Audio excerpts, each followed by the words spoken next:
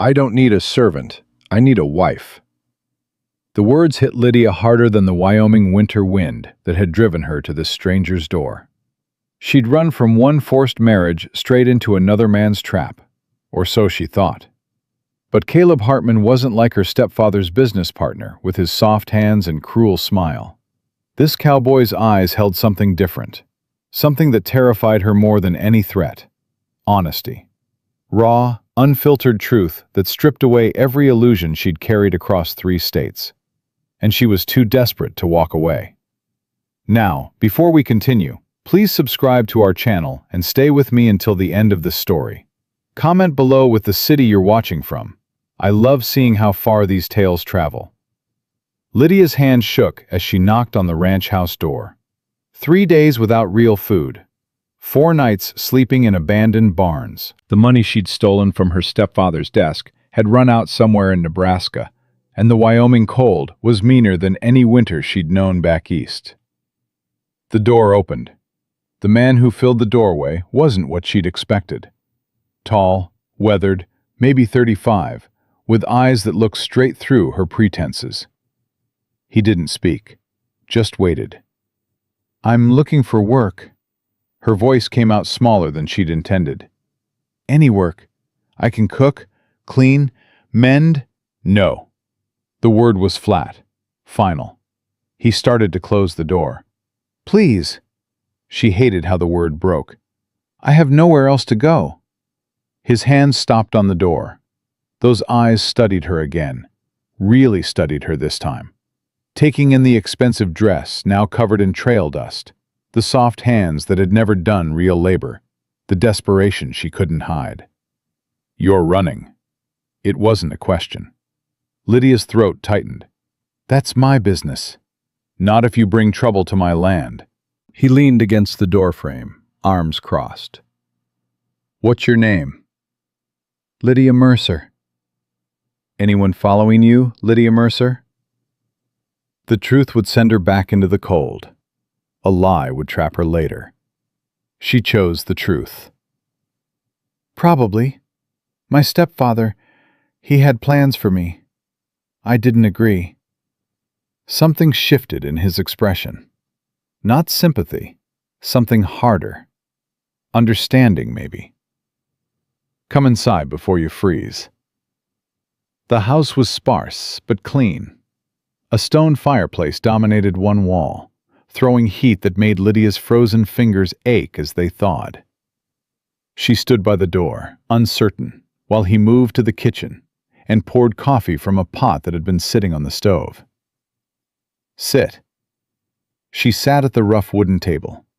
He set the coffee in front of her and took the chair opposite, his own cup cradled in calloused hands. "I'm Caleb Hartman. This is my land, 500 acres, most of it grazing for cattle. I run it alone." "Alone?" The word escaped before she could stop it. "That's hard?" "Yeah." He took a long drink of coffee. "My parents built this place. Both dead now. Father 3 years back, mother 2 years after. Heart just gave out," the doc said. I think she couldn't stand being here without him. The rawness in his voice surprised her. No self-pity, just statement of fact, delivered with the same brutal honesty he'd shown at the door. "I'm sorry." "Don't be. They had 40 good years together. That's more than most get." He set down his cup. "You eat today?" No." He stood without comment and moved to the stove. Within minutes, he'd put together a plate of cold beef, bread, and beans. It wasn't fancy, but Lydia's hands trembled as she forced herself to eat slowly, to not show how hungry she really was. Caleb watched her eat. When she'd finished, he refilled her coffee. "Tell me about these plans your stepfather had." Lydia's stomach clenched. "He wanted me to marry his business partner, Marcus Whitmore, 43 years old, already buried one wife. Reputation for not being kind to women. And you said no." "I said no. So my stepfather locked me in my room, said I'd come around after a few days of thinking. But the maid, sweet girl named Anna, she helped me climb out the window. I took what money I could find and ran. How long ago? 3 weeks. Caleb's jaw tightened. 3 weeks of traveling alone. You're either very brave or very desperate. Desperate. The word tasted like ash. I'm not brave. Brave people stand and fight. I ran. Running from a forced marriage isn't cowardice. It's survival. He studied her for a long moment. What were you planning to do when you got west? Find work, build a new life. I thought maybe I could be a teacher, or work in a boarding house, or... Her voice trailed off at the look on his face. You know what happens to women alone out here? His voice was gentle but unyielding. Especially women who look like you, talk like you, clearly come from money. You'd last maybe a week before some man decided you needed his protection. And his protection would come with a price. Heat flooded Lydia's cheeks. I'm not stupid. Didn't say you were. Said you're unprepared. He leaned back in his chair. This isn't Boston or Philadelphia or wherever you came from. The rules are different here. Harder. Then teach me the rules. The words came out sharper than she'd intended. Caleb's eyebrow rose, and for the first time, something that might have been respect flickered across his face.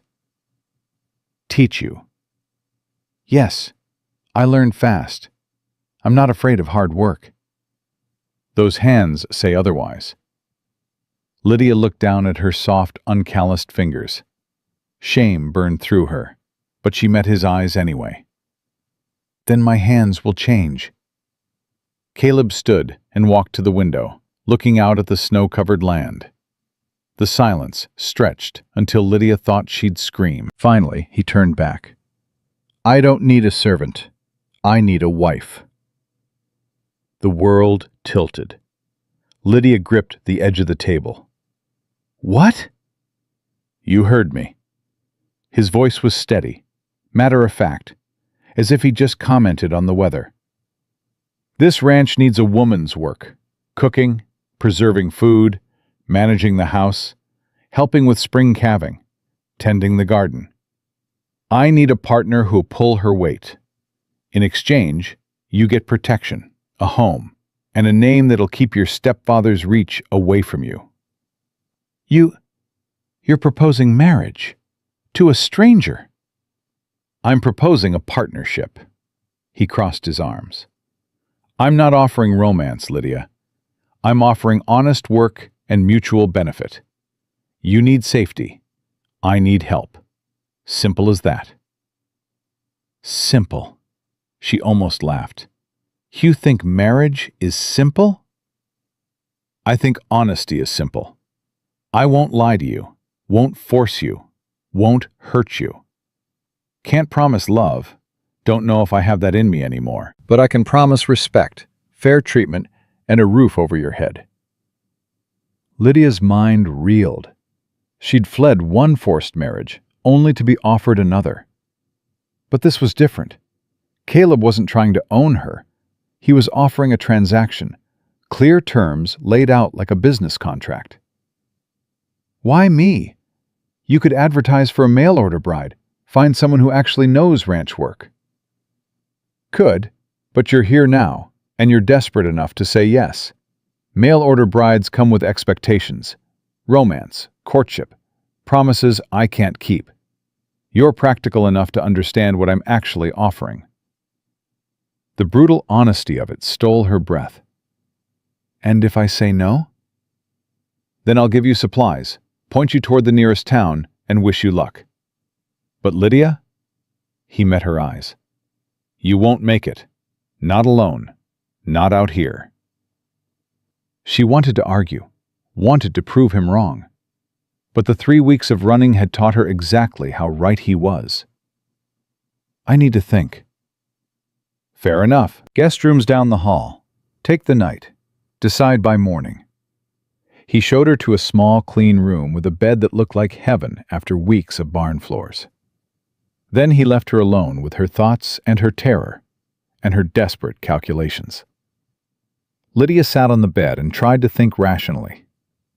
Caleb Hartman was offering her exactly what she needed: safety, shelter, a new name. He'd been honest about what he wanted in return. No false promises, no pretty words to disguise harsh realities. But marriage. The word made her skin crawl after everything with Marcus Whitmore. The thought of belonging to another man, even in name only. No, Caleb hadn't said belong. He'd said partnership. She lay back on the bed, staring at the ceiling. Outside, the wind howled. Inside, the house was warm, solid, real. And downstairs, a man who'd offered her brutal honesty instead of comfortable lies was probably sitting by his fire, waiting for an answer he already knew she'd give. Because they both knew she had no choice. The thought should have terrified her. Instead, it brought a strange kind of peace. At least this choice was hers. At least Caleb had given her that much. Morning came cold and bright. Lydia found Caleb in the kitchen, cooking breakfast with the efficiency of long practice. "Coffee's hot," he said, without looking up. She poured herself a cup and sat at the table. Her hands were steady now.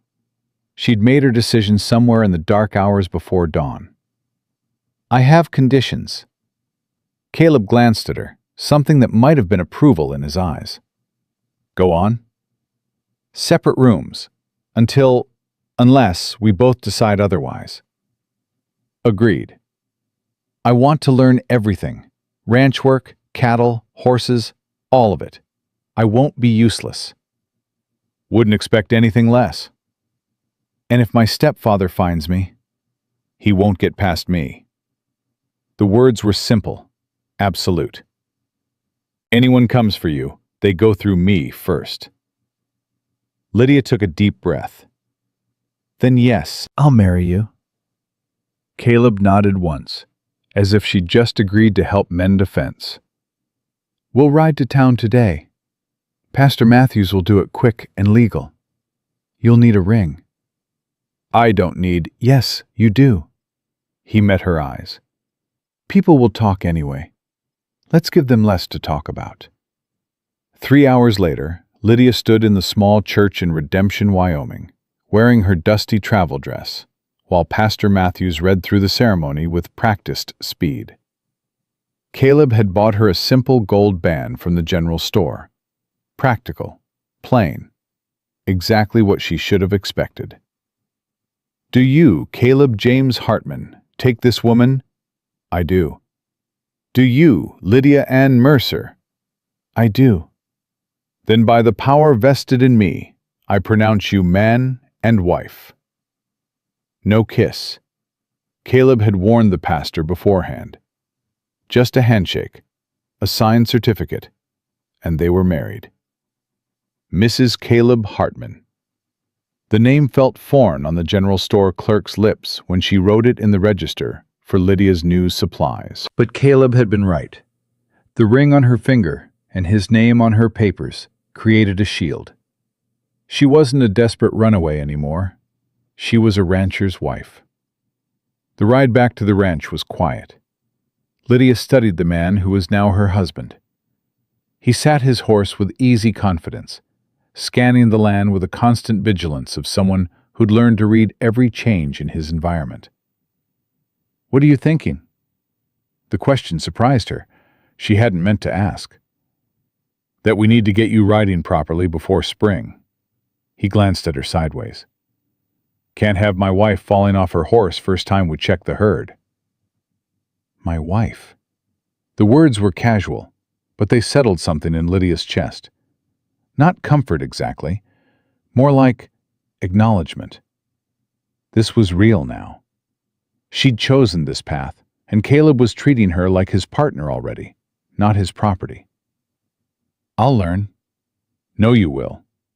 He urged his horse faster. "Come on. Storm's coming in tonight. Want to be home before it hits." Home. Another word that felt strange and new. The first week tested every soft assumption Lydia had ever made about ranch life. Caleb woke before dawn, expected her to do the same.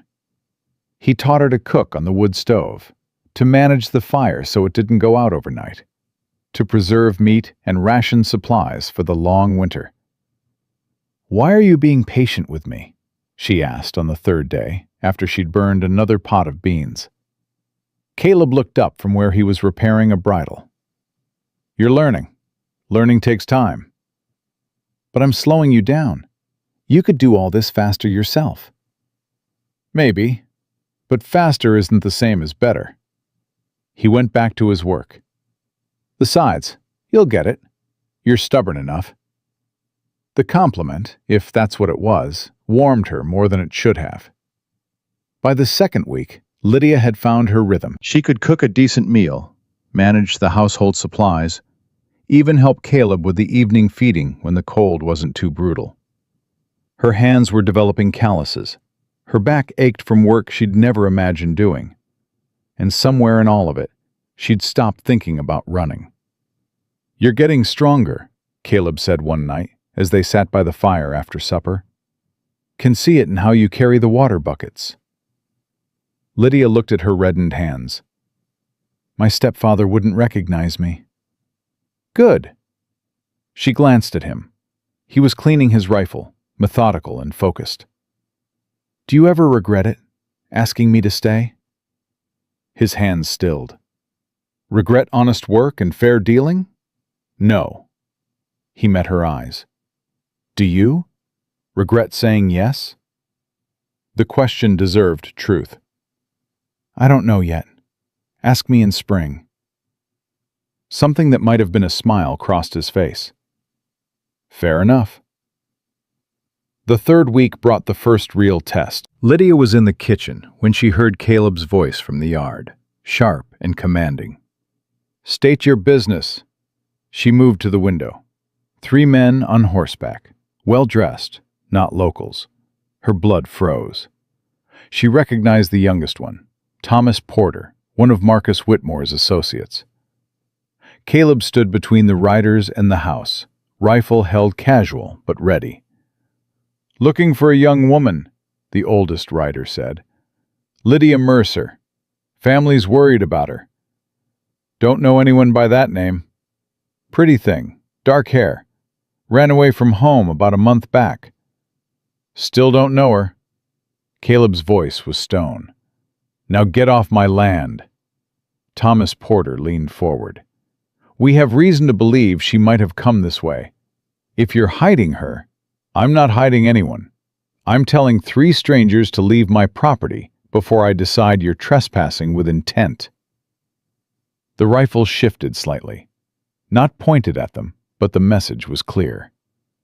The oldest rider's eyes narrowed. "You're Hartman, right? Heard you ran this place alone." "Heard wrong. Now move along." It was the smallest thing. The way Caleb said, "heard wrong," instead of explaining. But it was enough to make Lydia's heart hammer. The riders exchanged glances. Thomas Porter started to speak, but the older man cut him off. "We'll be checking the town. If she's around, we'll find her." "You do that. Somewhere else." They left slowly, deliberately, making a show of studying the ranch as they rode. Lydia stayed by the window until they disappeared from sight, her hands shaking. Caleb came inside, his face unreadable. "They'll check the town records," Lydia whispered. "They'll see the marriage certificate." "They will." "Caleb, Lydia Mercer doesn't exist anymore. You're Lydia Hartman now, legal and binding." He set the rifle by the door. "And if they come back, they'll get the same answer. You're my wife. That means something out here." She sank into a chair, overwhelmed. "You lied for me." "Didn't lie. You're not Lydia Mercer. Haven't been for 3 weeks." He sat across from her. "They can't force you back.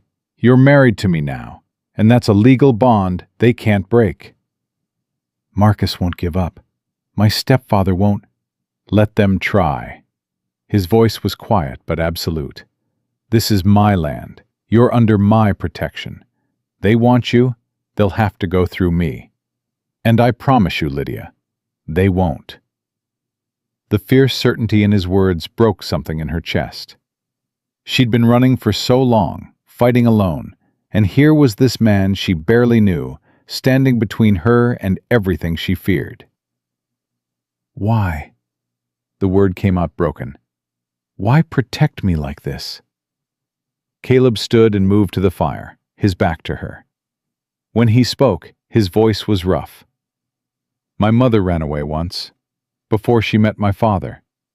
She was 17, engaged to a man who hurt her. She made it as far as Kansas before he caught up with her." He paused. "My father found her crying by the road, face bruised, dress torn. The man was dragging her back to his wagon.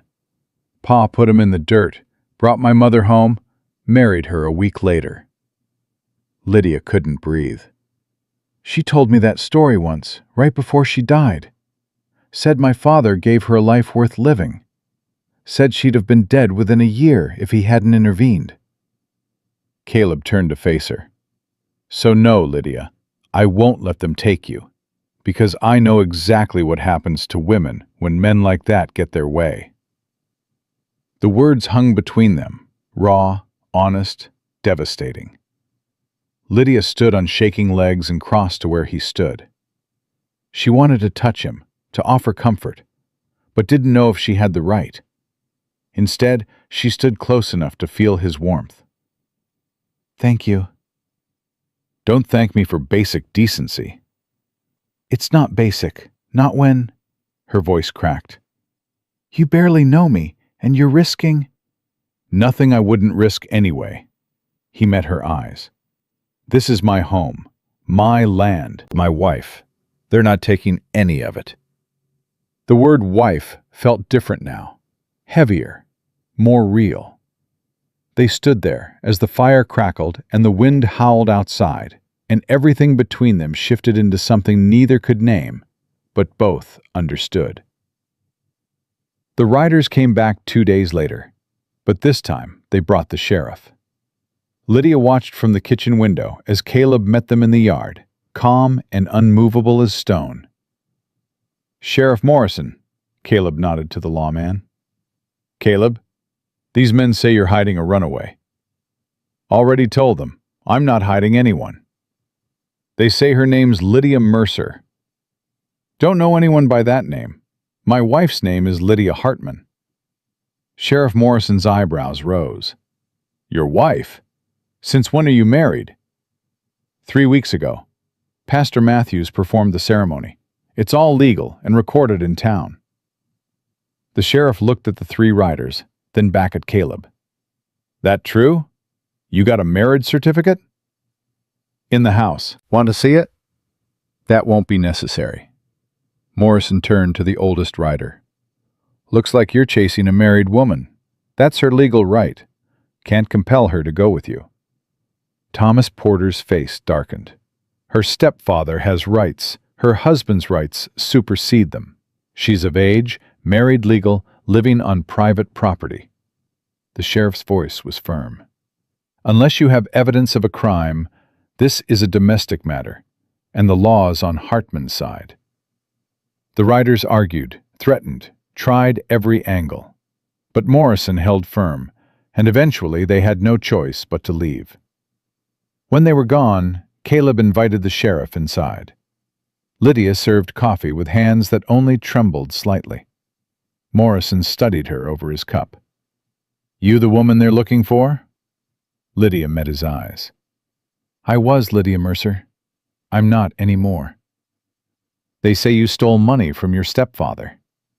"I took what I needed to survive."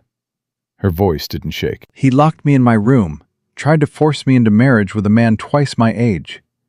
I took enough money to get away. That's all." The sheriff was quiet for a long moment. Then he turned to Caleb. "You know what you're taking on?" "I do." "They might come back. Men like that don't give up easy." "Then they'll keep getting the same answer." Morrison nodded slowly. "All right then.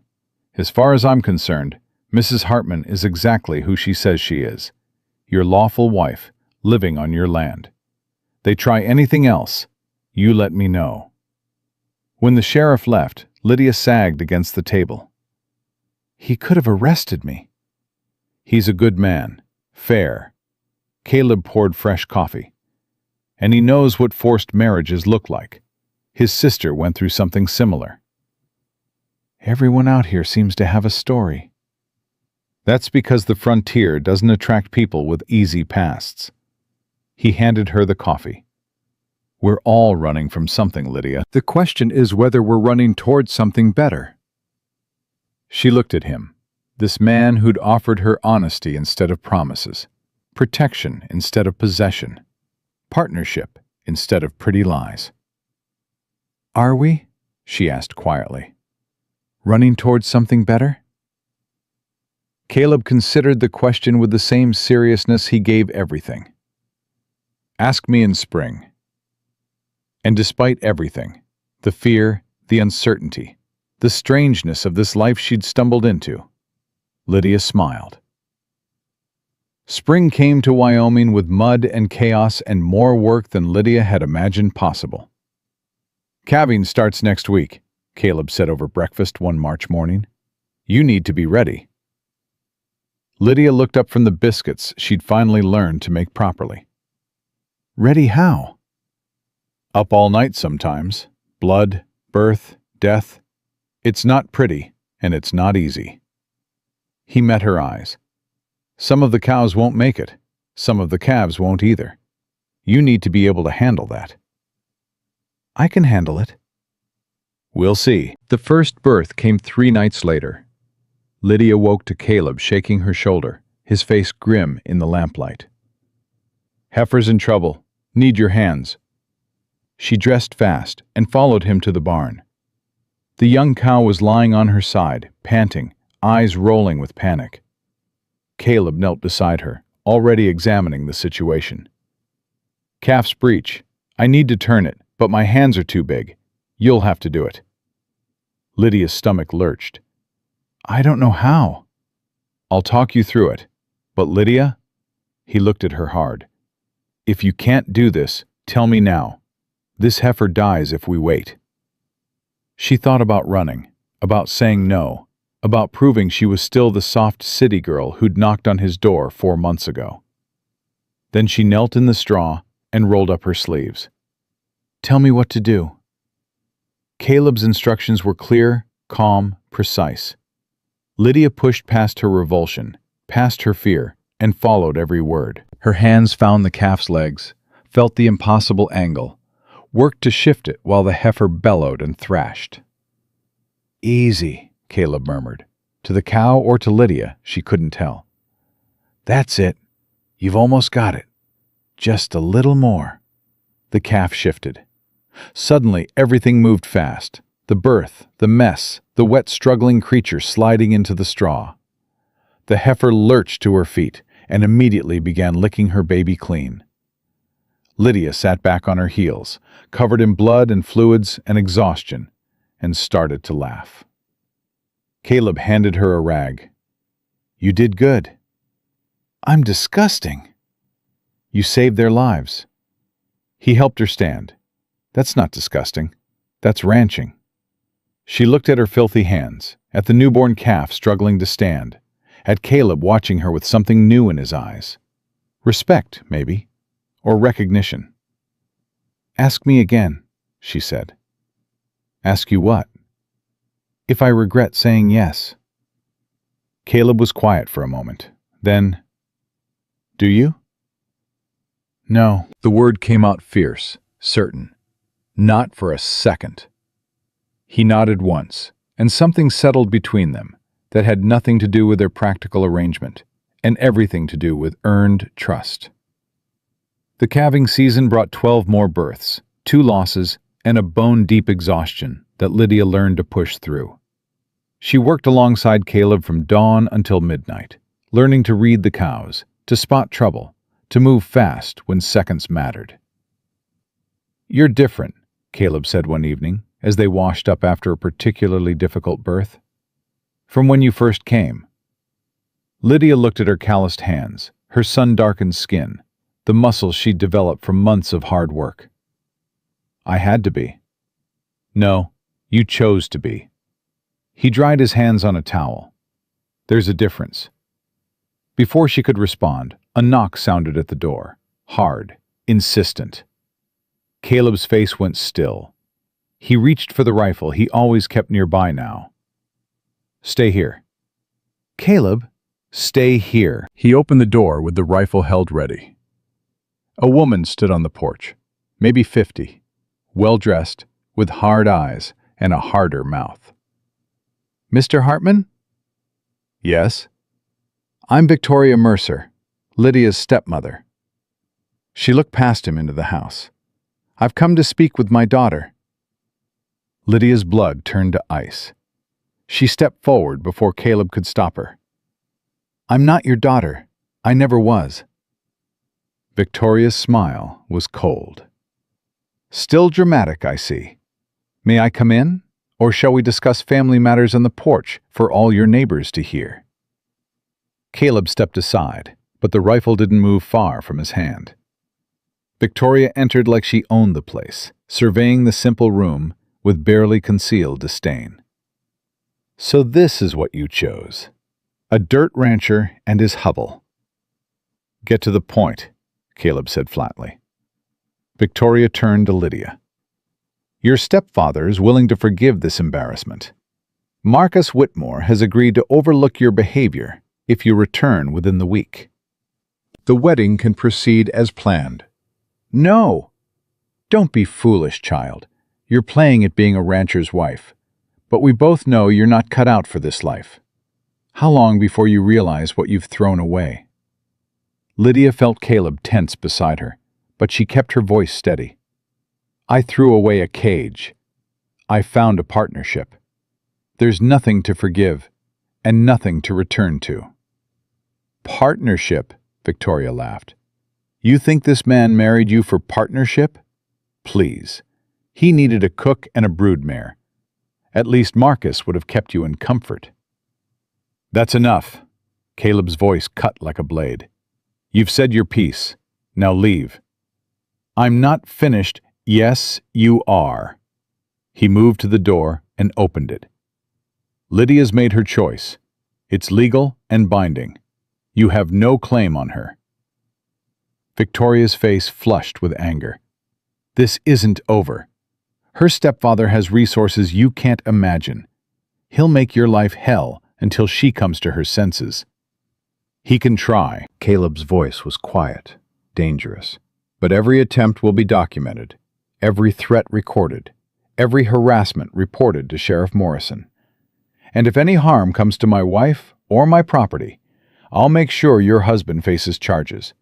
Now get off my land.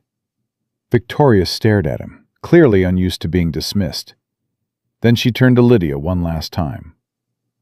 When this fantasy falls apart, and it will, don't expect mercy from us. You made your choice. I did.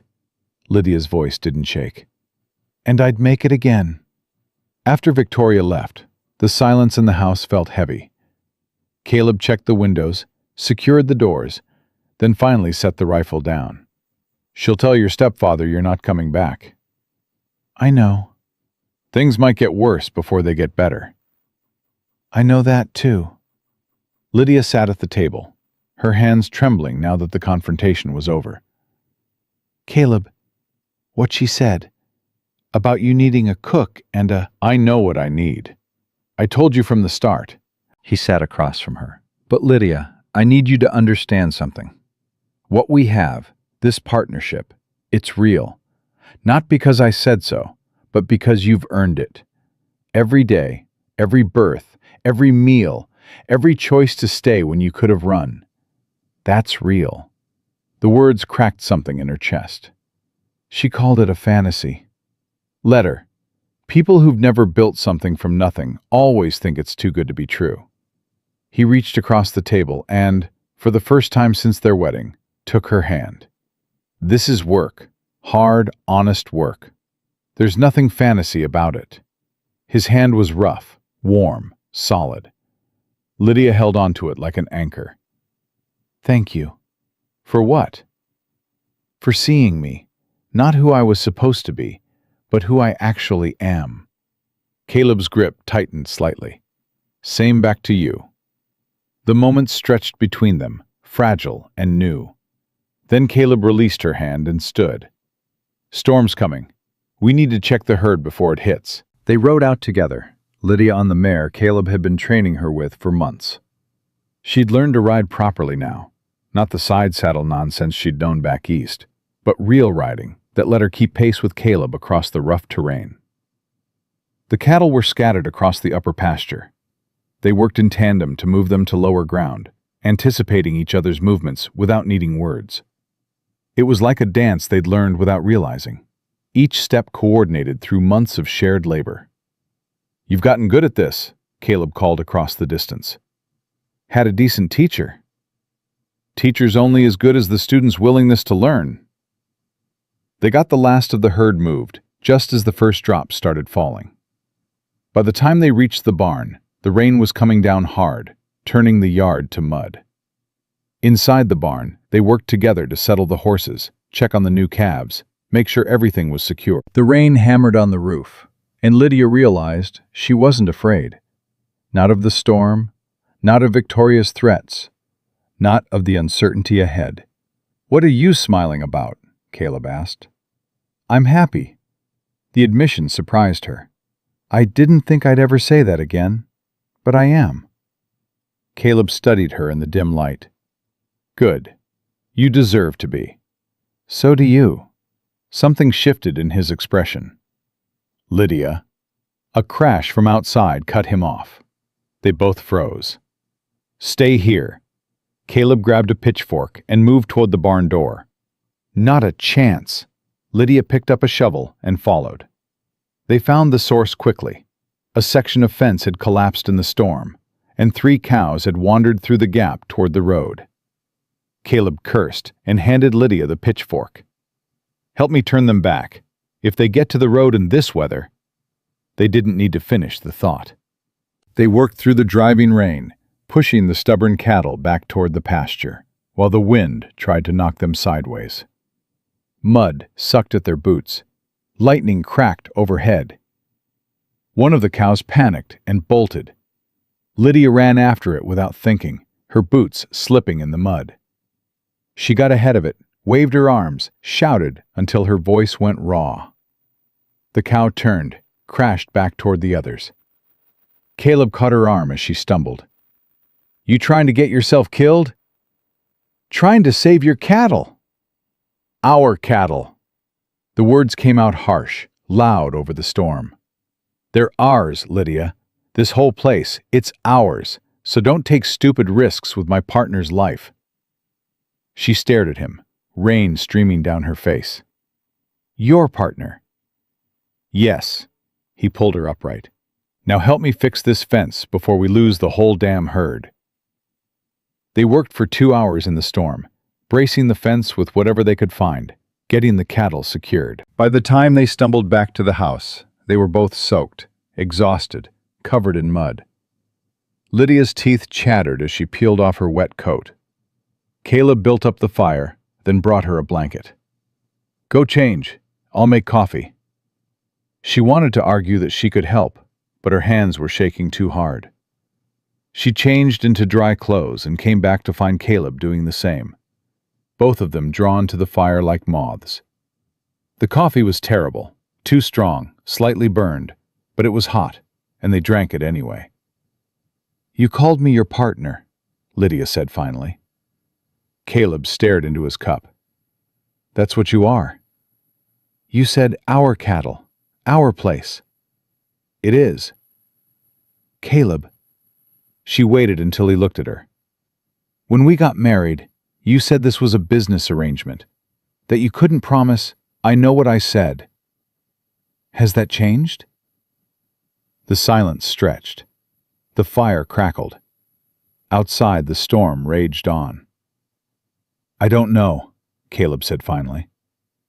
I don't know what this is anymore, but I know it's not just business. Not when I'd have gone after those cattle alone before you came.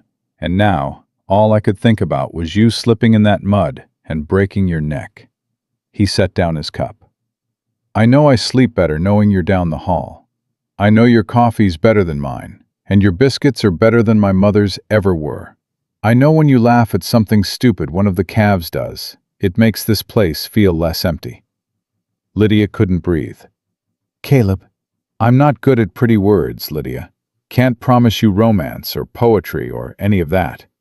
But I can promise you this. You're not just my wife on paper anymore.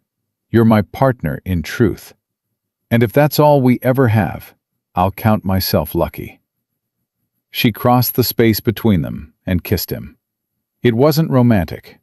Their lips were chapped from the cold. They both tasted like terrible coffee, and they were exhausted to the bone. But it was real, honest. Theirs. When they pulled apart, Caleb's eyes were wide. I didn't expect. Neither did I, Lydia's heart hammered. But I'm tired of pretending this is just practical. I'm tired of separate rooms and careful distance and acting like we're business partners when we're so much more than that. Lydia, you don't have to. I want to. She took his hand. Do you? Caleb's answer was to kiss her back, deeper this time, pulling her close with a fierce gentleness that made her knees weak. When they finally broke apart again, he rested his forehead against hers. I never thought I'd find this again. After my parents, I thought that kind of partnership died with them. Maybe it did, but we're building our own version. Yeah. He pulled back to look at her. We are. They sat by the fire until the storm passed, holding hands like teenagers, talking about everything and nothing. The walls they both carefully maintained were crumbling, and neither of them seemed inclined to rebuild them. When Lydia finally headed to her room, Caleb caught her hand. You don't have to sleep alone anymore, if you don't want to. Her heart stopped. Are you sure? I've never been more sure of anything. She followed him to his room, their room now, and they lay together in the dark, fully clothed, just holding each other. It was the most intimate thing Lydia had ever experienced. Thank you, she whispered. For what? For being exactly who you are. Caleb's arms tightened around her. Thank you for choosing to stay. I'll always choose you. The words hung in the darkness, a promise neither had planned, but both meant with everything they had. Morning brought reality back with a vengeance. Caleb woke to pounding on the door and voices shouting his name. He was up and armed before Lydia fully registered what was happening. Stay here. He was already moving. Caleb, please, just stay here. She heard him open the front door, heard angry voices, heard Caleb's calm responses cutting through the chaos. Then Sheriff Morrison's voice, trying to restore order. Lydia dressed quickly and came to the top of the stairs. She could see into the main room now. Caleb facing down 3 men she didn't recognize, Morrison between them, looking frustrated. No proof of any crime, Morrison was saying. The hell there isn't, the tallest man pointed at Caleb. He's harboring a thief. My stepdaughter stole money and property.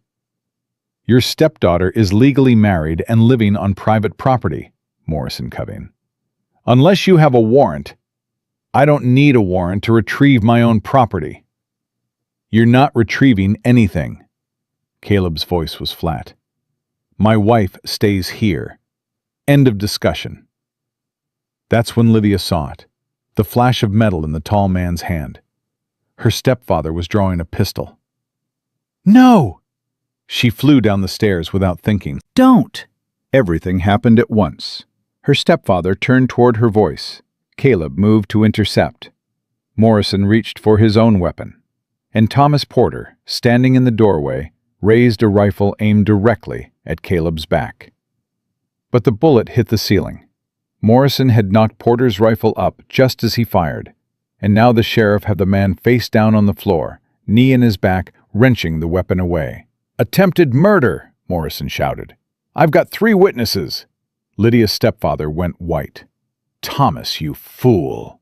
Everyone on the ground, now!" Morrison's voice cracked like a whip.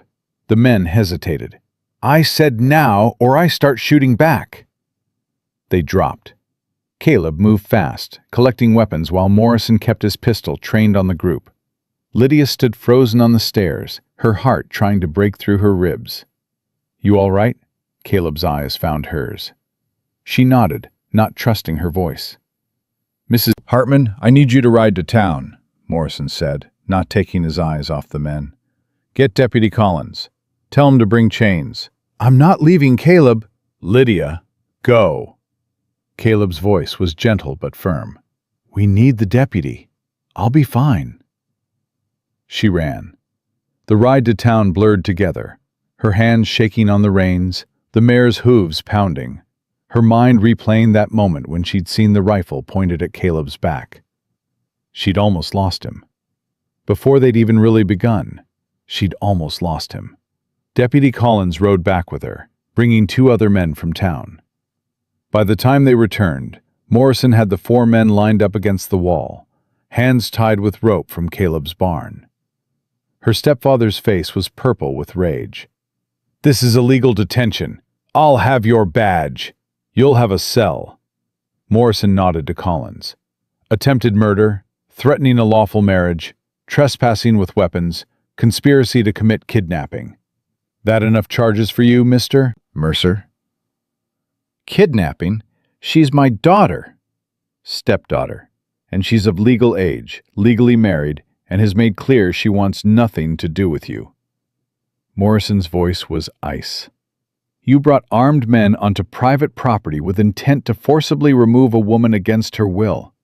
That's kidnapping in my book." Thomas Porter struggled against his bonds. "Marcus Whitmore will bury you for this, Sheriff. He's got connections." "Then let him try." Morrison hauled Porter to his feet. "Move."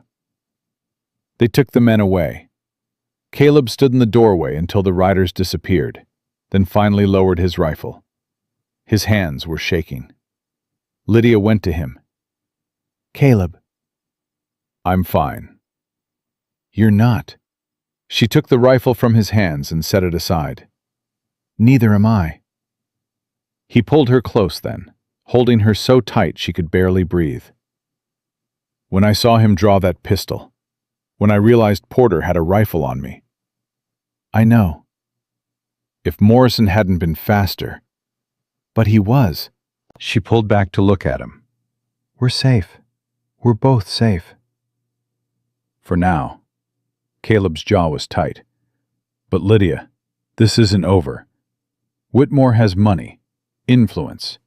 If he wants you back badly enough." "Let him try."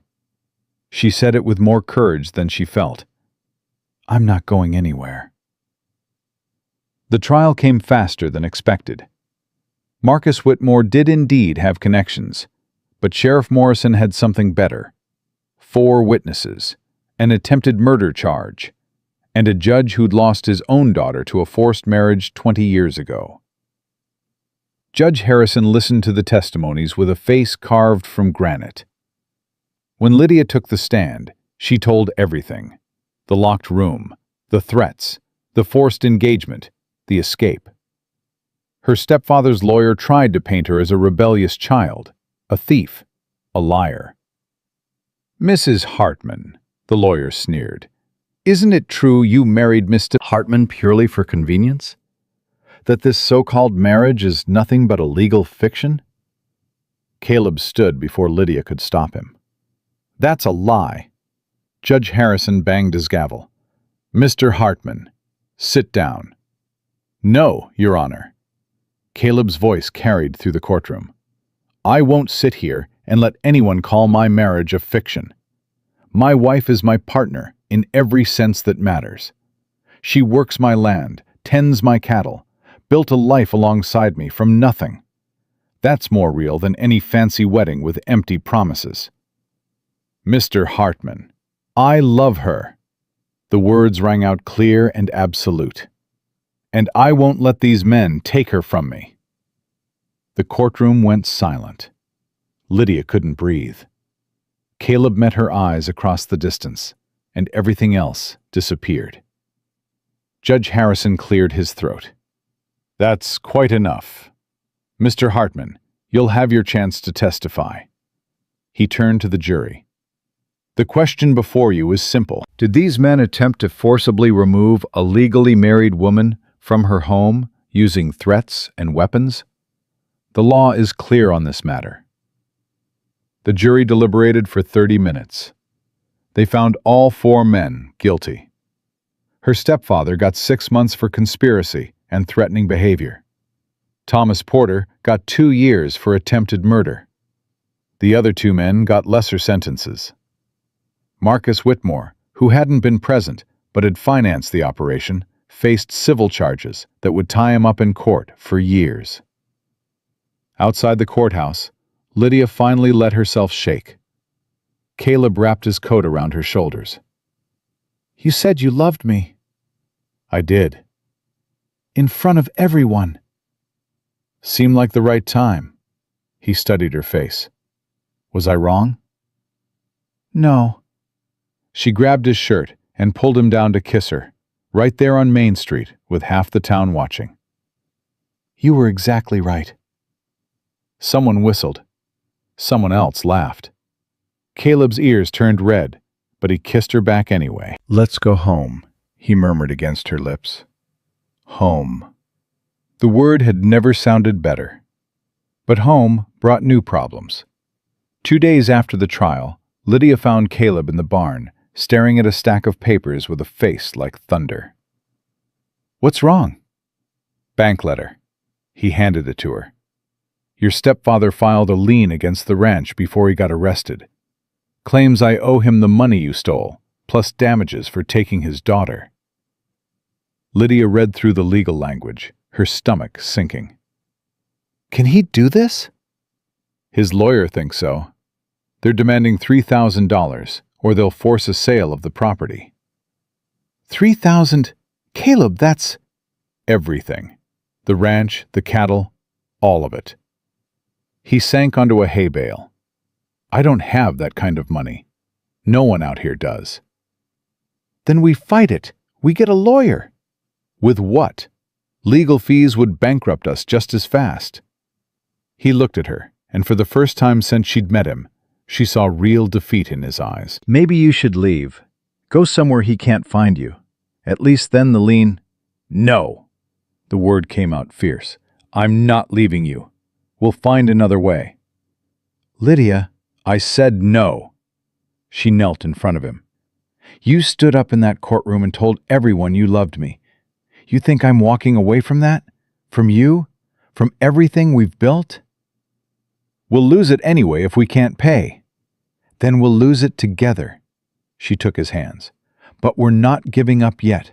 There has to be something." A voice from the barn door interrupted. "There might be." They both turned. A man stood in the entrance, well-dressed, maybe 60, with kind eyes and a gentle smile. He looked familiar, but Lydia couldn't place him. "Forgive the intrusion. I'm Henry Matthews, Pastor Matthews' brother." Caleb stood. "Mr. Matthews, what brings you out here?" "A proposition." Henry stepped inside. "I've been following your situation. The trial made quite a story, and my brother speaks very highly of both of you. That's kind, but I own the land adjacent to yours. 2,000 acres, good grazing, water access.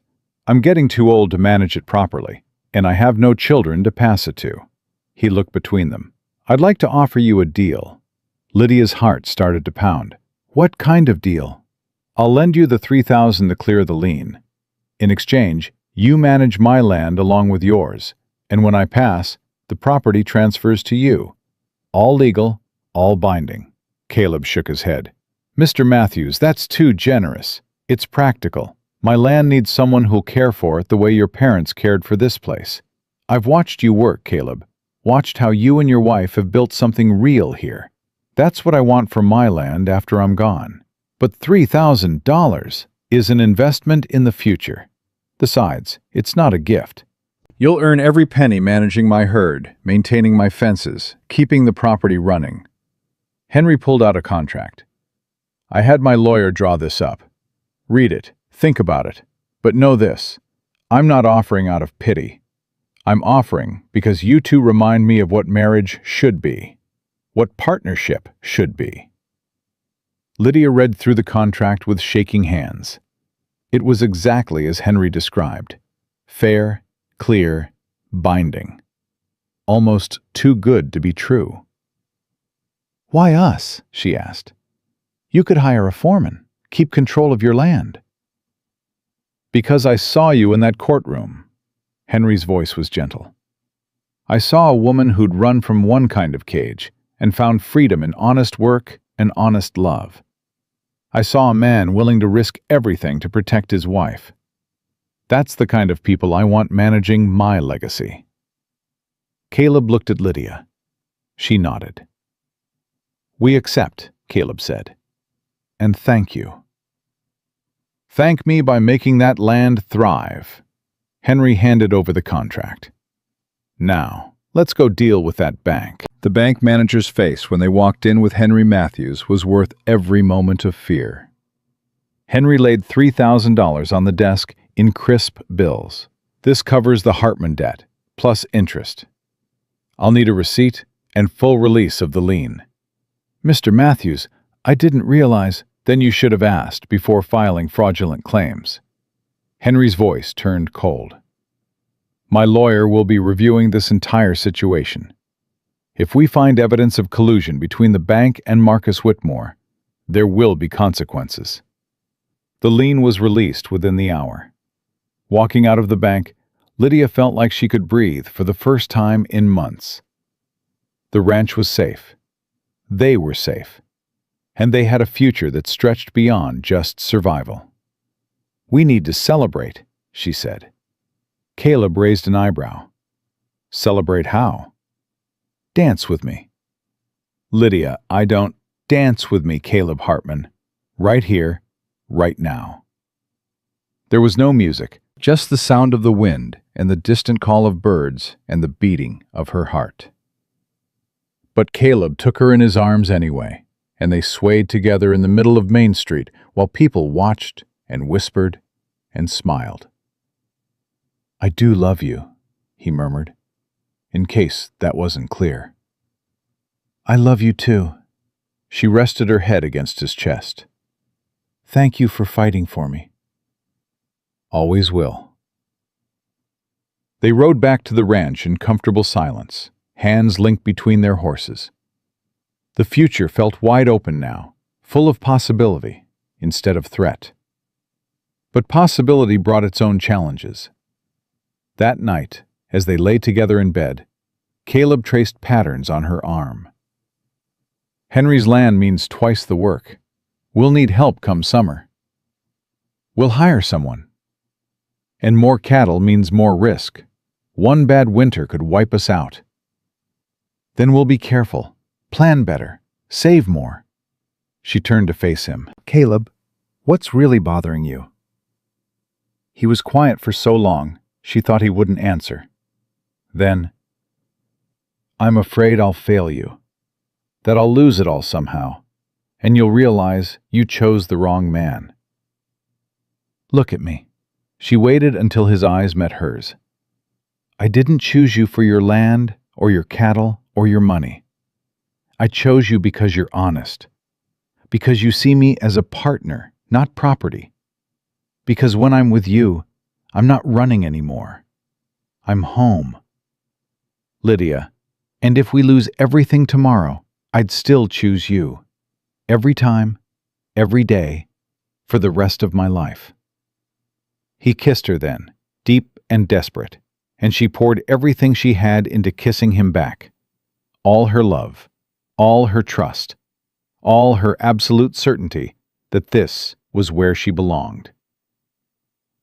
Later, lying in the darkness, Caleb's voice came soft. My mother used to say, that real love isn't about the easy days. It's about who stands beside you when everything falls apart. She sounds wise. She was. His arm tightened around her. She'd have liked you. Would have said you had steel in your spine. What would your father have said? That I was lucky. That I'd better not mess it up. Caleb laughed quietly. He was big on not messing things up. Are you messing it up? I'm trying not to. He turned to look at her. Am I? No. She kissed him softly. You're doing everything exactly right. Morning brought Henry Matthews back with his foreman, a grizzled man named Dutch, who knew cattle like most people knew their own names. They spent the day riding the combined property, making plans, discussing strategies. Water's good here, Dutch said, pointing to where a creek ran through Henry's land. We could graze here in summer, move them to your lower pasture come winter. Caleb nodded, already seeing it. And if we reinforce this fence line, we could rotate grazing, keep the land healthy, the cattle fat. Lydia listened to them plan, contributing her own observations from months of learning the land. Dutch raised his eyebrows the first time she spoke, but after that, he addressed his comments to both of them equally. Your wife knows her business, he told Caleb later. She does. Not many women out here can read land like that. Lydia's not like most women. Lucky man. Don't I know it? That night, exhausted from riving and planning, they sat on the porch watching the sunset paint the sky orange and pink. Think we can do this? Lydia asked. Manage all that land? With help from Dutch? Yeah, we can do it. Caleb took her hand. Won't be easy. Nothing worth doing ever is. True enough. He was quiet for a moment. You happy, Lydia? She thought about the question, really thought about it. 6 months ago, she'd been locked in a room, terrified, desperate. Now she was sitting on her own porch, holding hands with a man who loved her, planning a future built on hard work and honest partnership. Yes, she said. I'm happy. Are you? More than I ever thought I'd be again. He squeezed her hand. You brought life back to this place. To me. You gave me freedom to become who I was meant to be. Then I'd say we're even. Not even close. She leaned against him. I owe you everything. You don't owe me anything. That's not how partnerships work. Then how do they work? Like this. Two people choosing each other every day, no matter what comes. He pulled her closer. That's all I need. All I'll ever need. The stars came out one by one, and they sat together in the gathering darkness, content in the silence, secure in the knowledge that whatever tomorrow brought, they'd face it together. A week later, Victoria Mercer showed up one last time. Caleb answered the door with Lydia beside him, united front. I'm not here to cause trouble, Victoria said quietly. I'm here to apologize. Lydia blinked. What? Your stepfather's in jail. Marcus has abandoned the engagement. Our reputation is destroyed. And honestly, Victoria's smile was bitter. It's what we deserved. I knew what kind of man Marcus was. I knew what your stepfather was planning. I could have stopped it. Why didn't you? The question came out harder than Lydia intended. Cowardice, greed, fear of starting over at my age. Victoria looked at her directly. But I'm here now to tell you that you were right to run, right to choose this life. And I'm sorry I ever made you feel otherwise. Caleb's hand found Lydia's back, supportive, grounding. Thank you, Lydia said finally. I appreciate you saying that. I also brought you this. Victoria handed over a leather satchel. Your mother's jewelry, the pieces she left you. I've been holding them all these years. They should have been yours long ago. Lydia opened the satchel with trembling hands. Inside were her mother's pearls, Her grandmother's ring, a locket with faded portraits inside. Treasures she'd thought lost forever. Victoria! Consider it my penance, small as it is. Victoria turned to leave, then paused. He's a good man, your husband. Hold on to him. I intend to. After Victoria left, Lydia cried. For her mother, for the years lost, for the unexpected grace of this moment. Caleb held her through it all, asking no questions, offering only presence. You all right? He asked when the tears finally stopped. Yeah, just processing. Take your time. She looked at the jewelry spread across the table, her past, her history, the parts of herself she thought she'd left behind forever. I want to sell most of it, she said. Caleb's eyebrows rose. You sure? This ranch, our ranch, needs investment. New equipment, better fencing, maybe another horse. This jewelry is beautiful, but it's just sitting here. My mother would want it used for something that matters. Lydia, you don't have to. I want to. This is my choice, my contribution. She picked up the locket. I'll keep this, and maybe the pearls. But the rest? Let's turn it into something that builds our future, instead of mourning the past.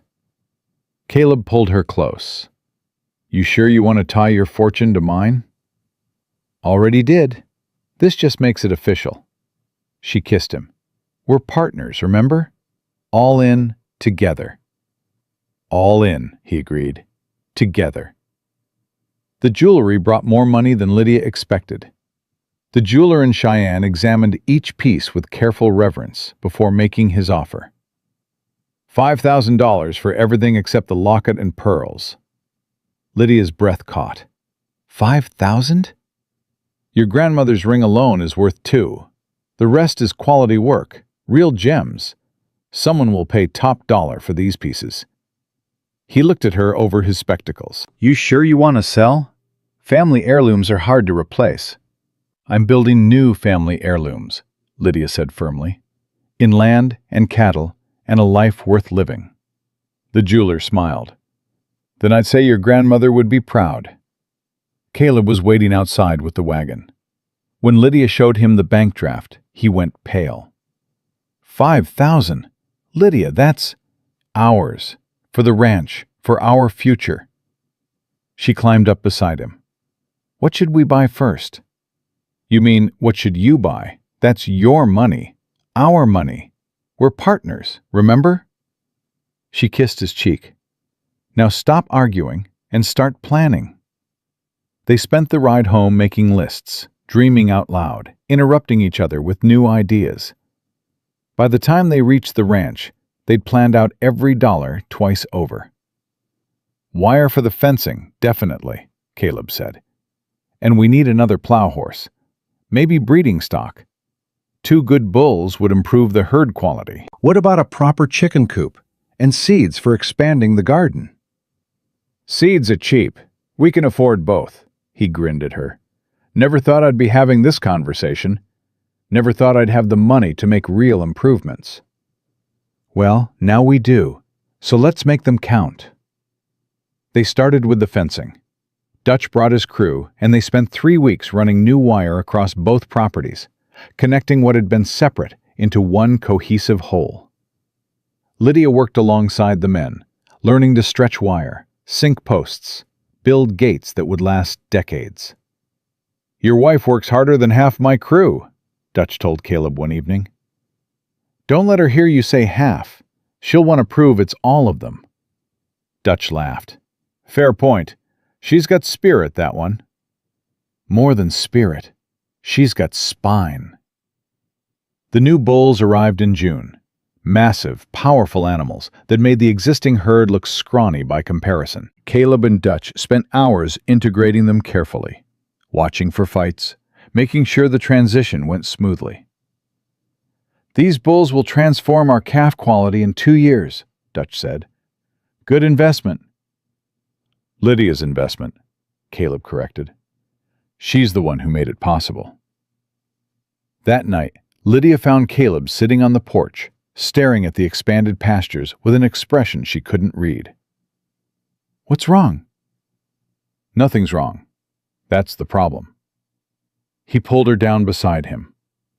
"I keep waiting for disaster, for something to go wrong. It's like I can't believe this is real." "It's real.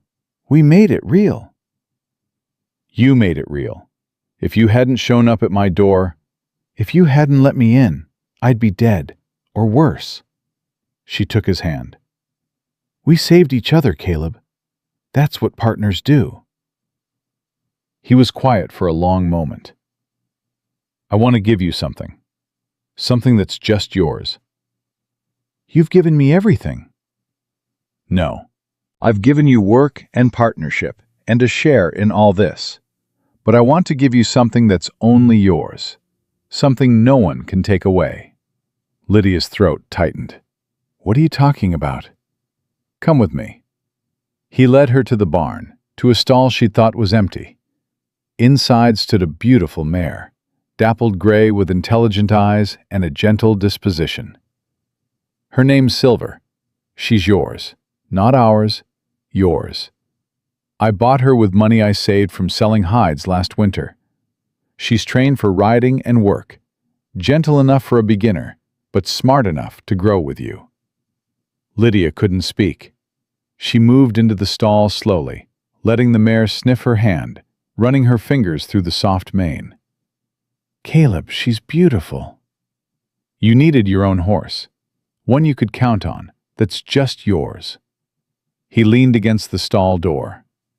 "I know everything we have is shared, but I wanted you to have this, something I gave you just because I love you." She turned to him with tears in her eyes. "Thank you."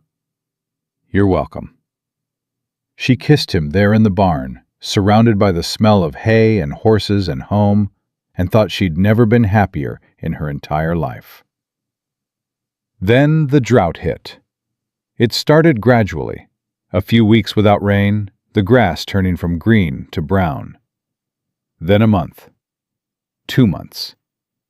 The creek that ran through Henry's land slowed to a trickle, then stopped entirely. "We need to move the cattle," Dutch said grimly. "The water holes won't last another week at this rate." They drove the combined herd to the lower pastures, where Caleb's original land still had water. It meant crowding hundreds of cattle into less space, competing for limited resources. "This can't hold," Caleb said, watching the herd mill anxiously. "Not if the drought continues." "Then we pray for rain," Lydia said. But the rain didn't come. By August, they were hauling water from town in barrels, rationing every drop. The cattle were getting thin, the grass was dying, and the money from Lydia's jewelry was bleeding away on water and supplemental feed. "We're going to lose them," Caleb said one night, his voice hollow. "All of them. Everything we've built." "We're not giving up," Lydia's voice was fierce. "There has to be another way." "There isn't. We can't make it rain, Lydia. We can't." "Then we sell some of the herd. Take the loss now, before we lose everything." "Sell at drought prices? We'll get pennies on the dollar." "Better than watching them die." She grabbed his hands. "Caleb, listen to me. We keep the breeding stock, the best cows, the bulls, enough to rebuild when the rain comes back. We sell the rest now, while they still have some value. Use that money to feed what's left." "That's your entire investment." "Our investment. And we're not losing it. We're adapting." She made him look at her. "This is what partnership means. Making hard choices together. Surviving together." Dutch agreed with Lydia's plan. They culled the herd ruthlessly, keeping only the best animals. The sale brought less than they'd hoped, but more than they'd feared. Enough to buy feed and keep the remaining cattle alive. 60 head left from 200, Caleb said, staring at the depleted pasture. 6 months of work. Gone. 60 head that will survive. 60 head that will rebuild everything when this ends. Lydia stood beside him. We're not defeated. We're strategic. You sound like Dutch. Dutch is smart. We should listen to him more. Caleb pulled her close. I'm listening to you. That's all I need. The drought broke in September, with storms so violent they nearly caused floods. Caleb and Lydia worked around the clock to protect the remaining cattle, shore up fences, keep the animals from panicking in the thunder and lightning. There, Lydia shouted over the rain. The fence is down. They ran together, fighting through mud and wind to repair the break before the cattle scattered. Lydia's hands bled from the wire. Caleb's shoulder wrenched when a post broke loose. But they got it fixed, got the herd secured, got everything battened down. Back in the house, soaked and exhausted, they stripped off their wet clothes and huddled by the fire. We did it, Lydia said. We survived. Barely. Caleb examined her bleeding hands. You're hurt. So are you.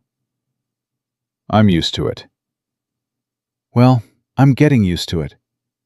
She didn't pull away as he cleaned and bandaged her palms. Caleb, I need to tell you something. His hands stilled. What? I think I'm pregnant. The words hung in the air between them. Caleb's face went through a dozen emotions: shock, fear, hope, joy, terror, before settling on something that looked like awe. You think, or you know? I'm 3 weeks late. I've been sick every morning. My body feels different. She met his eyes. I wanted to be sure before I said anything, but after tonight, after almost losing you in that storm, I needed you to know. A baby, his voice cracked. We're having a baby. Are you happy? Happy? Lydia, I'm terrified. I'm thrilled. He pulled her into his arms, careful of her injured hands. I'm everything at once. She laughed, crying at the same time. Me too. We can't work you this hard anymore. Not if you're... I'm pregnant, not broken. Women have been having babies while working ranches for generations. Not my wife. Not carrying my child. His voice was firm. We hire help. Real help. Someone to take up the slack. Caleb, we can't afford... We'll find a way, because I'm not risking you or this baby. He pulled back to look at her. I mean it, Lydia. This is non-negotiable.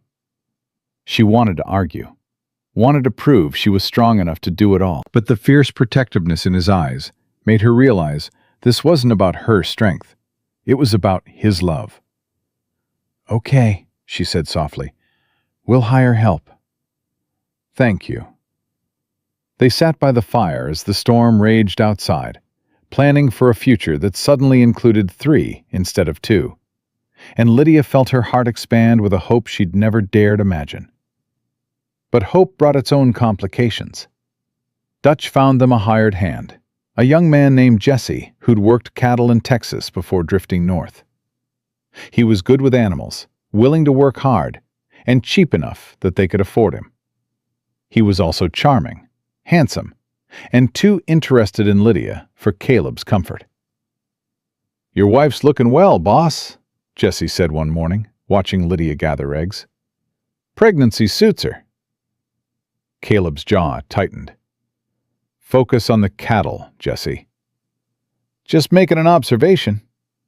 Make them somewhere else. Jesse grinned and walked away, but Caleb noticed how his eyes followed Lydia when she moved across the yard.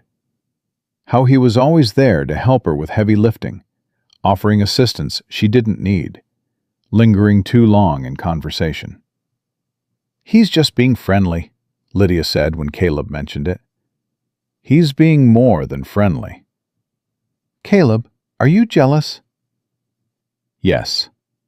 The admission came out harsh. Yes, I'm jealous. I'm jealous of every man who looks at you because I know what I almost lost. I know how close I came to never having you at all. Lydia softened. You're the only man I want, the only man I'll ever want. I know that here, he touched his head. But here, he touched his heart. I'm still the dirt rancher who got lucky when a beautiful woman knocked on his door.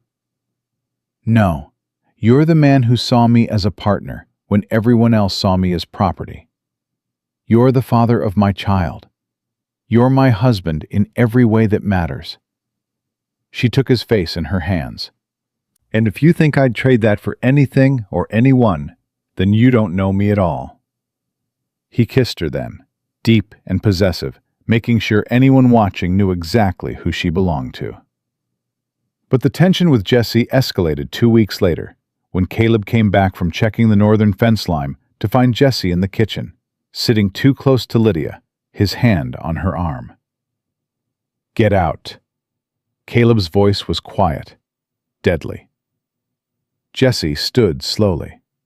We were just talking. You're touching my wife. In my house. Get out. Caleb, wait, Lydia started.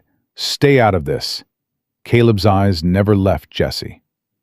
You've got one chance to walk out that door. Use it. Jesse's expression hardened. You know what your problem is, Hartman? You got a good thing, and you're so scared of losing it, you can't even enjoy it. Caleb moved fast, grabbing Jesse by the shirt and slamming him against the wall. My problem is I've got a hired hand who doesn't understand boundaries. You want to keep your job? Keep your hands off my wife and your eyes on your work. Fine, Jesse shoved him back. But you better watch yourself. Men who hold too tight usually end up with nothing. He left. Caleb stood there, breathing hard, his hands shaking. Caleb, don't. He held up a hand. Just don't. He was comforting me. I was upset about the baby, worried about whether we're ready, and he was just being kind. Kind? Caleb laughed bitterly. Lydia, he wants you. Any fool can see it. But I don't want him. I want you. She crossed to him, placing his hand on her stomach, where the baby was just starting to show. This is ours, our family, our life. Jesse can't touch that. Caleb's anger drained away, replaced by exhaustion. I'm sorry, when I saw his hand on you. I know, but you have to trust me. Trust us. She kissed him softly. We've been through too much to let anyone come between us now. You're right.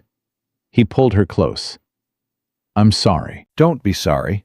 Just believe in what we have. I do. I will.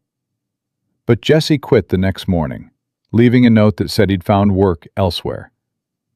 Caleb should have felt relieved. Instead, he felt unsettled, like Jesse's departure was a sign of something larger shifting. Good riddance, Dutch said when he heard. Kid had ambition, but no sense. Kept talking about making his own fortune, buying his own land. Boys like that are dangerous around married women. He say anything to you? About Lydia? Nothing specific, but I could see how he looked at her. Like she was something to acquire instead of someone to respect. Dutch spat tobacco juice. You did right running him off. The unease lingered for weeks. Caleb found himself watching the horizon, checking the property lines, jumping at unexpected sounds. Lydia noticed, but said nothing. Just stayed close and let him work through whatever was gnawing at him.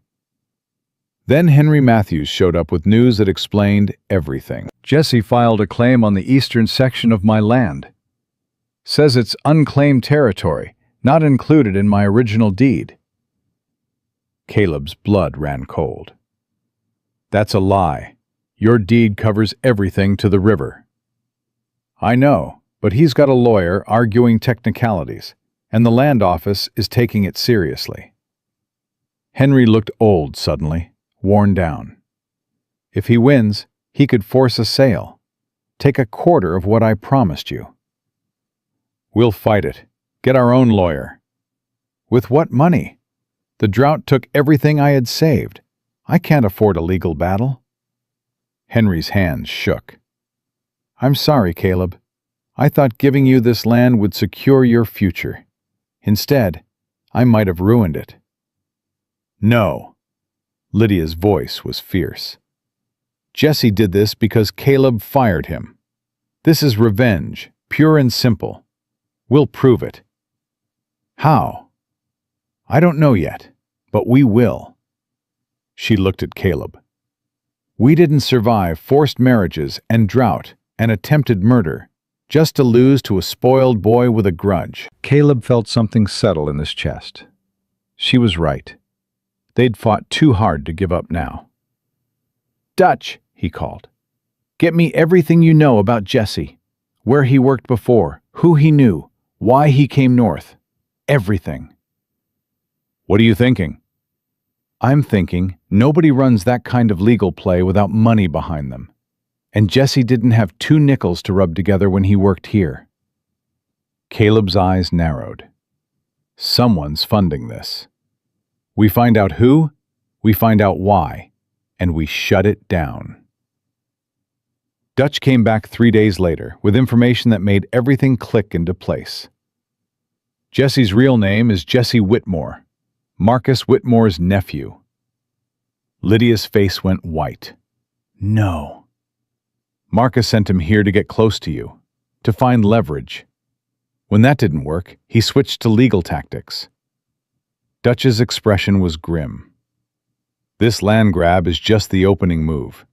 He's planning to file claims on your property next, Caleb, trying to force you into selling everything or bankrupting yourself in legal fees." "That son of a—" Caleb's fist slammed into the table. "He can't do this. We beat him in court." "Different jurisdiction, different judge, and he's learned from his mistakes." Dutch handed over more papers. "He's been buying up land around you for months through shell companies. Soon as he gets Henry's eastern section, he'll have you surrounded. Then he squeezes until you sell." Lydia sank into a chair, her hand on her stomach. "He won't stop. Ever. As long as I'm alive, he'll keep coming." "No." Caleb knelt in front of her. "We stop him. Now. For good." "How?" "I don't know yet, but I'm done playing defense." He looked at Dutch. "Get me everything on those shell companies, every piece of paper, every transaction, every connection to Marcus. We're going to tear his whole operation apart." "What if we can't find enough?" "Then we find a different way." Caleb stood, his face set with determination. "But one way or another, this ends. I'm not letting him take our home, our family, our future." Lydia stood beside him, her hand finding his. "Together. Together," he agreed, and looking at her, at the woman who'd run from a forced marriage and found freedom in partnership, at the mother of his unborn child, at the partner who'd transformed his life from survival into something worth fighting for. Caleb knew they'd find a way. They always did. The investigation took 3 weeks of painstaking work. Dutch proved invaluable, tracking down records in town halls across 3 counties, while Caleb and Lydia pored over every document they could find. "Here," Lydia pointed to a signature on a shell company deed. "This handwriting matches the signature on Marcus's deposition from our trial." Caleb leaned closer. "You're right, but proving forgery won't be enough. We need more." She rubbed her growing belly absently. "There has to be a pattern, something that connects all these purchases." The pattern emerged slowly. Every shell company shared the same lawyer, a man named Aldrich Stone from Cheyenne. Every purchase happened within days of Marcus visiting Wyoming, and every deed had suspiciously similar clauses about water rights and mineral access. "He's not just trying to squeeze us out," Caleb said, spreading the papers across the table. "He's after something specific on this land. What could be worth all this effort?" Dutch provided the answer 2 days later. bringing a geological survey from the territorial office. Copper. There's a vein running under Henry's eastern section, and straight through your northern pasture. He tapped the map. A mining company did exploratory work 5 years ago, found promising deposits, then went bankrupt before they could file claims. Marcus must have gotten hold of their survey. Lydia's eyes widened. So this was never about me, it was about the copper. Oh, it's about you, Caleb said grimly. Revenge and profit. Marcus gets both by destroying us and getting rich off our land. Then we use that against him. Lydia's voice was sharp, focused. Greed makes men careless. Let's see what mistakes he's made. They found the mistake in Aldrich Stone's filing records. One of the shell companies, Wyoming Territory Holdings, had filed deeds on land already owned by the territorial government. It was a small error, easily overlooked, but it proved that Stone had been filing fraudulent claims. If we can prove Stone knew these were fraudulent, we can invalidate every claim he filed, Caleb said. Including Jesse's claim on Henry's land, Lydia finished. But how do we prove Stone knew? The answer came from an unexpected source. Pastor Matthews arrived at the ranch with his brother Henry and a woman Lydia had never met, small, nervous, with haunted eyes. This is Clara Stone, Henry said quietly. Aldrich's wife. She has something to tell you. Clara's hands shook as she spoke. My husband is involved in fraud. I've known for months, but was too frightened to speak up. But when I heard what he was doing to you, to a pregnant woman and her family, I couldn't stay silent anymore. She handed Caleb a leather portfolio. These are copies of his correspondence with Marcus Whitmore. Instructions on which deeds to forge, which claims to file, how to structure the shell companies to hide Marcus's involvement. Everything you need to prove conspiracy. Caleb stared at the documents. Why are you doing this? Because my father lost everything to men like Marcus Whitmore. Because I'm tired of watching my husband destroy good people for profit. Clara's voice broke. Because what you and your wife have, that kind of partnership, that kind of love, it's worth protecting. Lydia crossed to Clara and took her hands. Thank you.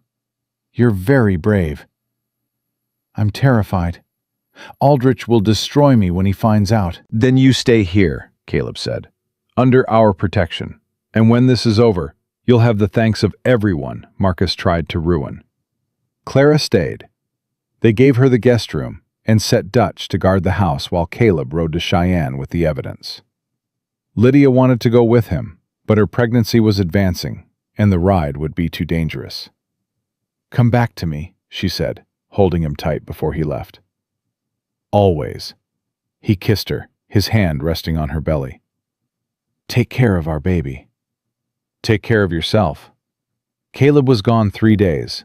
3 days where Lydia jumped at every sound, imagined Marcus's men coming over the ridge, feared Caleb wouldn't return. Clara tried to distract her with conversation, but the waiting gnawed at both of them. On the 3rd day, riders appeared on the horizon. Lydia's heart stopped until she recognized Caleb's horse, then surged with relief so intense she had to sit down. He came through the door with Sheriff Morrison, a federal marshal, and Aldrich Stone in chains. It's over, Caleb said. We got him. We got all of them. The marshal explained while Lydia clung to Caleb's hand. The evidence Mrs. Stone provided, combined with the fraudulent filings Mr. Hartman discovered, was enough for federal fraud charges. We arrested Marcus Whitmore this morning in Cheyenne. He's facing 10 years minimum. Jesse? Lydia asked. Fled when he heard his uncle was arrested.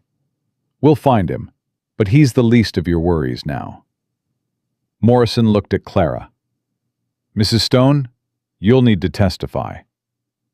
I will. Clara's voice was steady now. Whatever it takes. The trial happened fast. The The territorial judge, furious at the scope of the fraud, pushed it through in 2 weeks. Marcus Whitmore sat in the defendant's chair, his expensive suit unable to hide how much he'd diminished. When his eyes met Lydia's across the courtroom, she felt nothing. No fear, no anger. Just pity for a man so consumed by greed and revenge that he'd destroyed himself. The verdict came quickly. Guilty on all counts. Marcus got 12 years. Aldrich Stone got 8. Jesse Whitmore was convicted in absentia and would face arrest on sight. All the shell company claims were invalidated. The land remained with its rightful owners. Walking out of the courthouse, Caleb put his arm around Lydia's expanding waist. "It's really over." "It is." She leaned against him. "We won." "No, you won. Your strength, your refusal to give up, that's what made this possible. We won together, just like everything else." They rode back to the ranch in triumph, but Lydia knew the real victory wasn't in the courtroom. It was in what they'd built, a partnership strong enough to withstand every attack, a love deep enough to weather every storm, a home worth fighting for. Henry Matthews met them at the ranch with news that made Lydia cry. "I'm deeding the eastern section to you outright. No strings, no conditions. You've earned it 10 times over." "Henry, we can't accept—" "You can and you will. Clara Stone gets to start over somewhere safe because of you. This whole territory is safer because you stood up to Marcus Whitmore's corruption. The least I can do is give you the land you fought so hard to protect." The papers were signed that week. The Hartman Ranch now encompassed nearly 3,000 acres of prime grazing land, rich with grass and water and, yes, copper deposits that would ensure their financial security for generations. But the wealth meant less to Lydia than the moment she and Caleb stood on the ridge overlooking their combined property, his hand on her belly, where their baby kicked strong and sure. "What are you thinking?" Caleb asked. "That I knocked on your door desperate and terrified, and you gave me everything I never knew I needed." "I gave you honesty and hard work." "You gave me partnership, freedom, love." She turned to face him. "You gave me a life worth living. You gave me the same." He kissed her forehead. "I was just surviving before you came. You made me live again." The baby kicked hard, making them both laugh. Caleb knelt and spoke to Lydia's belly. "You hear that, little one? Your mother and I built something good here, something real, and we're going to teach you to do the same, to value honesty over pretty lies, partnership over possession, love over everything else."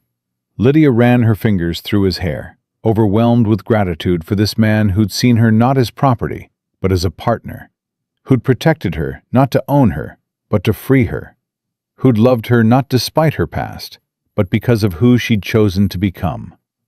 "Come on," she said. "Let's go home." Home. The word still filled her with wonder. The baby came in February, during a snowstorm that rivaled the one that had driven Lydia to Caleb's door a year earlier. Dutch rode for the doctor, while Caleb stayed with Lydia, holding her hand through the pain, talking her through each contraction with the same steady calm he'd used teaching her to birth calves. "You can do this," he murmured. "You're the strongest person I know." "Tell that to—" she gasped as another contraction hit. "Tell that to this baby who's trying to split me in half." Almost there, just a little more. The doctor arrived in time to catch their daughter as she entered the world screaming her fury at the cold. Caleb cut the cord with shaking hands, then watched in awe as the doctor placed the baby in Lydia's arms. "She's perfect," Lydia whispered. "She's ours." Caleb touched his daughter's tiny hand, marveling when she gripped his finger. "What should we name her?" "Grace, for the grace that brought me to your door." for the grace that made you let me in." "Grace Hartman," Caleb's voice cracked. "It's perfect." They sat together as the storm raged outside, a new family formed from courage and choice, and the kind of love that changes everything.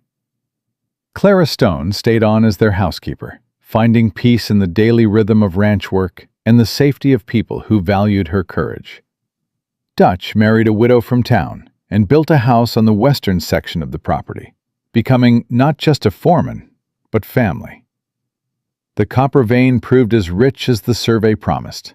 They leased mining rights to an ethical company for enough money to secure their future and improve the entire region's infrastructure.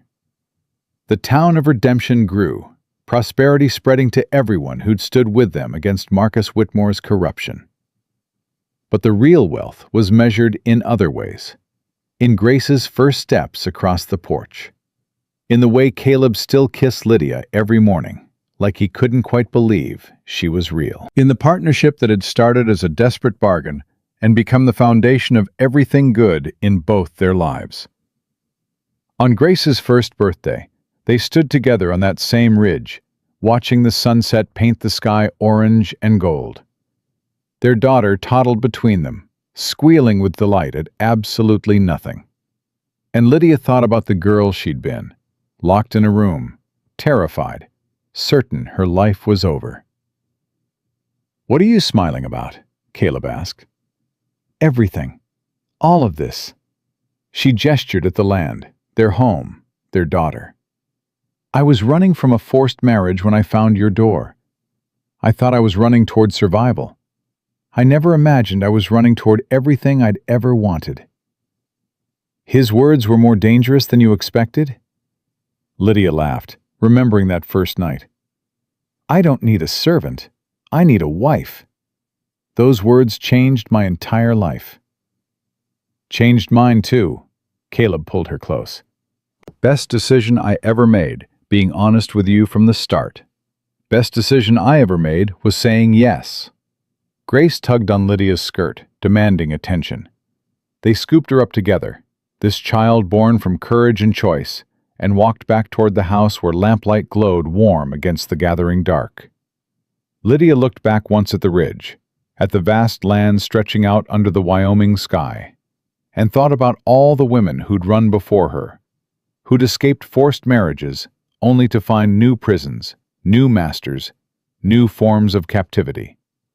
She'd found freedom instead, not because a man had rescued her, but because a man had offered her partnership, had seen her as an equal, trusted her as a partner, loved her as a choice rather than a possession.